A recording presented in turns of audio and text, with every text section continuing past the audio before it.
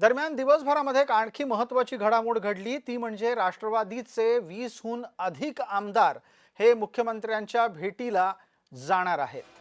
त्यांनी सुनेत्रा पवार यांच्या नेतृत्वामध्ये मुख्यमंत्र्यांची भेट घ्यायचं ठरवलंय, कारण या सगळ्यांना सातत्याने ही चिंता सतावतीये की अजित पवार यांच्या निधनाची चौकशी योग्य पद्धतीने होत नाहीये।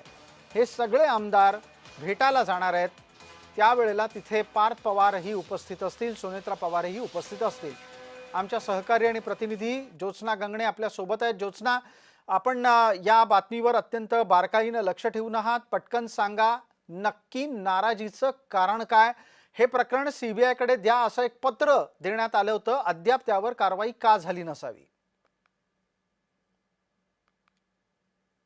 अगदी बरोबर आहे। आपण बघतोय की राज्याच्या उपमुख्यमंत्री असलेल्या आणि दिवंगत उपमुख्यमंत्री अजित पवार यांच्या पत्नी सुनेत्रा पवार यांनी प्रफुल्ल पटेल आणि सुनील तटकरे यांच्यासोबत मिळून एक लेखी निवेदन जे आहे ते मुख्यमंत्री देवेंद्र फडणवीस यांना दिलं होतं आणि संपूर्ण प्रकरणाची चौकशी सीबीआयने करावं असं या पत्रामध्ये नमूद करण्यात आलं होतं। मात्र इतके दिवस उलटून सुद्धा, जवळपास 20 दिवस उलटून सुद्धा हे प्रकरण जे आहे ते अद्यापही राज्य सरकारने सीबीआय कडे हँडओव्हर करण्याचे किंवा वर्ग करण्याचा कोणतीही प्रक्रिया जी आहे ती सुरू केलेली नसल्यामुळे जे आहे ते आता उपमुख्यमंत्री असलेल्या सुनेत्रा पवार जे आहेत त्या आता पंतप्रधान नरेंद्र मोदी यांच्याशी त्यांचे पुत्र पार्थ पवार आणि जय पवार यांच्या सोबत जाऊन राज्याचे देशाचे पंतप्रधान नरेंद्र मोदी यांची भेट घेणार आहेत आणि भेट घेऊन या संपूर्ण प्रकरणामध्ये डीजीसीएचा अहवाल, जो प्राथमिक अहवाल आला होता त्याच्यामध्ये सुद्धा अनेक त्रुटी आहेत आणि राष्ट्रवादीच्या अनेक आमदारांनी, कॅबिनेट मंत्र्यांनी या डीजीसीएच्या अहवालावरती प्रश्न उपस्थित केलेले आहेत आणि त्याचमुळे